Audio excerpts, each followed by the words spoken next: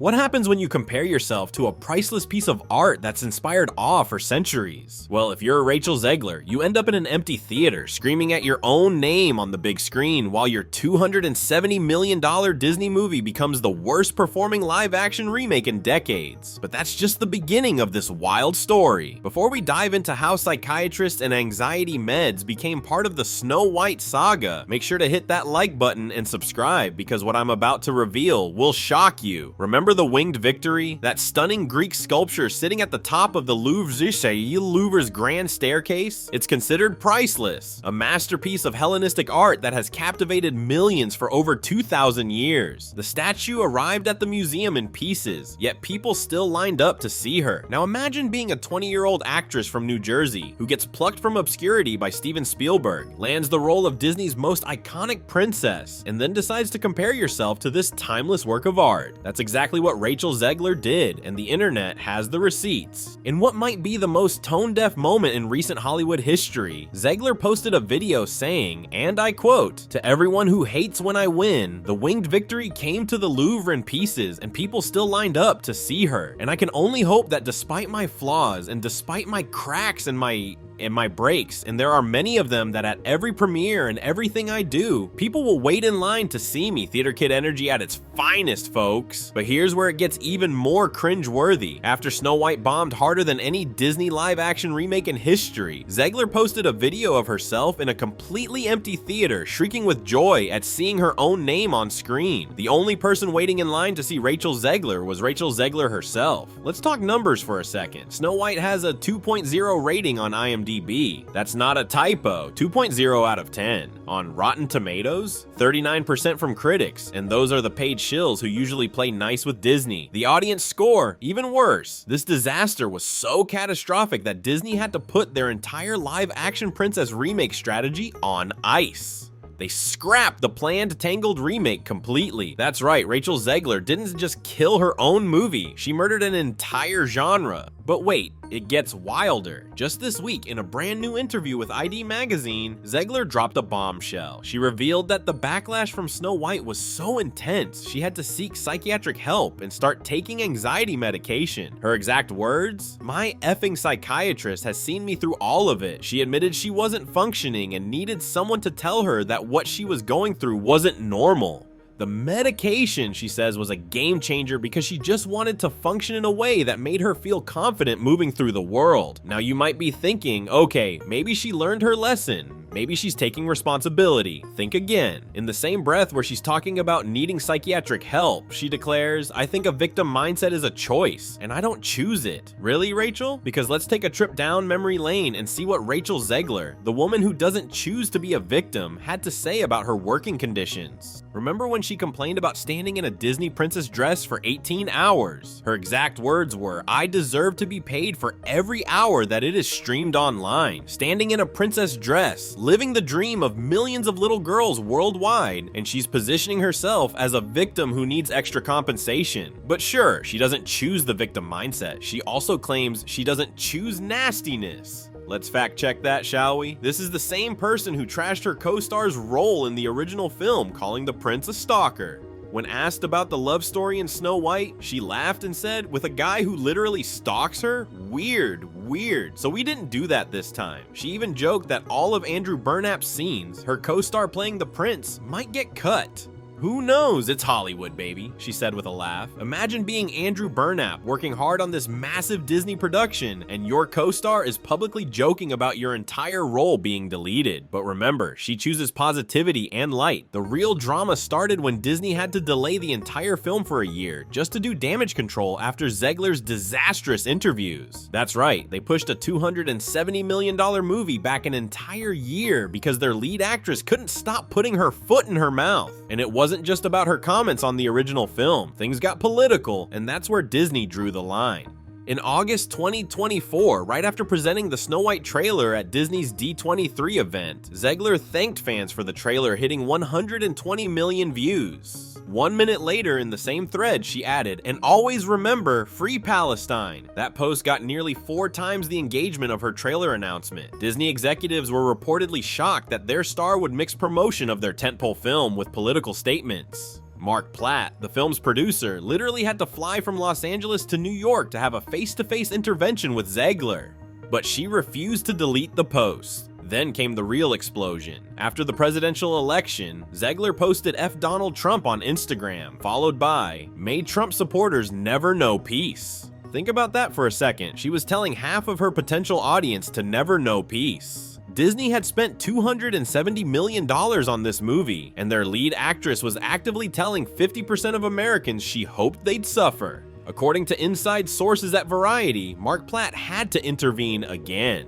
This time, Disney was done playing nice. They hired a social media guru specifically to monitor and vet all of Zegler's posts before the film's release. Imagine being such a liability that a multi-billion-dollar corporation has to hire someone just to babysit your Twitter account. But here's where the story gets really interesting. Zegler's own producer's son went public with the behind-the-scenes drama. In an Instagram post that sent shockwaves through Hollywood, he wrote that his dad had to leave his family to fly across the country to reprimand his 20-year-old employee for dragging her personal politics into the middle of promoting a movie. He called it adult responsibility and accountability, and flat out said her actions clearly hurt the film's box office. The security situation got so bad that Disney had to beef up protection for Gal Gadot, Zegler's co-star who plays the evil queen. Why? Because the two actresses were reportedly on opposite sides of the Israel-Palestine conflict, with Gadot being vocal in her support for Israel while Zegler was posting Free Palestine. The tension was so thick you could cut it with a diamond dagger, which ironically is a prop from the movie. Let's talk about what this disaster means in real numbers. Snow White opened to just $87 million worldwide. To put that in perspective, that's $34 million less than Joker Folie à Deux, which was considered one of the biggest flops of 2024.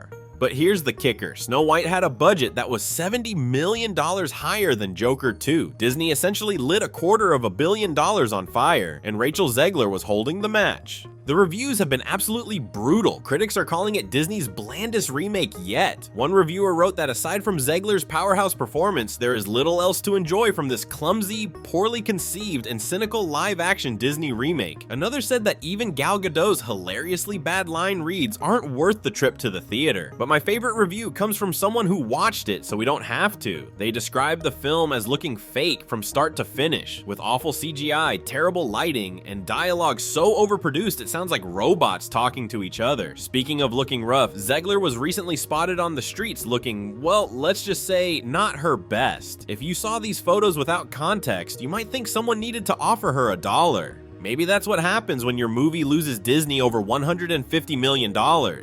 No wonder she needed that psychiatrist. The irony of all this is staggering. In her new interview, while talking about her mental health struggles and medication, Zegler insists she stays positive and chooses happiness. She says every day she wakes up thinking how lucky she is to live the life she lives. Yet in the same interview, she doubles down on her political stances, saying there are obviously things at stake by being outspoken, but nothing is worth innocent lives. She adds that if being outspoken is considered her downfall, there are worse things. But here's what's really wild. After all this drama, all this controversy, all this financial disaster, Zegler still doesn't seem to get it. She's currently starring in a West End production of Evita, and guess what? She's already causing problems there too. The production had paying audiences watch a key scene via live stream while Zegler performed on an actual balcony outside. Theater fans were furious, and once again, Zegler found herself at the center of controversy. The Hollywood insiders are all asking the same question. How did Disney let this happen? One top agent was quoted saying that the first time Zegler shot her mouth off, Disney should have nipped it in the bud. Instead, they said nothing, and the situation spiraled completely out of control. Some are calling her the first star to become box office poison before she ever actually became a star. Check her IMDb page right now. 0 upcoming movies, nothing in development. In Hollywood terms, she's radioactive. What makes this even more tragic is that Zegler actually can sing. Her voice is genuinely talented, but talent without wisdom, without media training, without basic common sense, that's a recipe for career destruction, and that's exactly what we're witnessing. She went from being handpicked by Steven Spielberg for West Side Story to being monitored by a Disney-appointed social media babysitter in less than 3 years. The medication and therapy revelation adds another layer to this saga. It's clear the pressure got to her. Going from unknown to Disney princess to public enemy #1 would mess with anyone's head. But here's the thing, when you're the face of a $270 million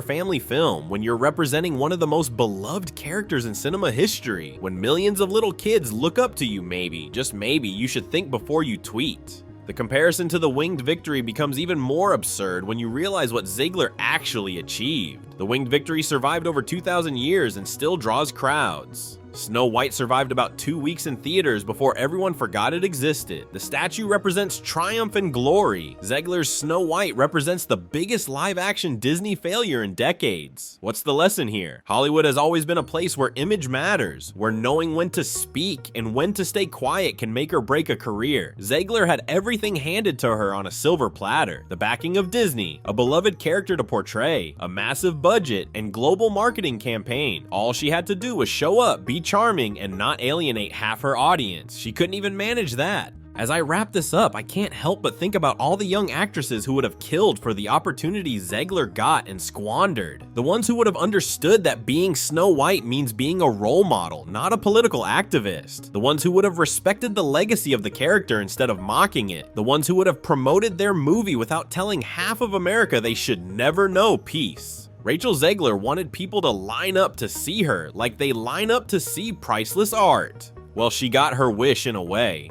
People are lining up all right. They're lining up to watch the train wreck, to see how someone can fumble the bag this badly, to witness what happens when ego meets reality in the most spectacular fashion. Will Zegler's career recover? Only time will tell. Hollywood loves a comeback story, but first, you need to show you've learned from your mistakes. Based on her latest interview where she doubles down on everything while simultaneously needing psychiatric help to cope with the consequences, it doesn't seem like that lesson has sunk in yet. So there you have it, folks.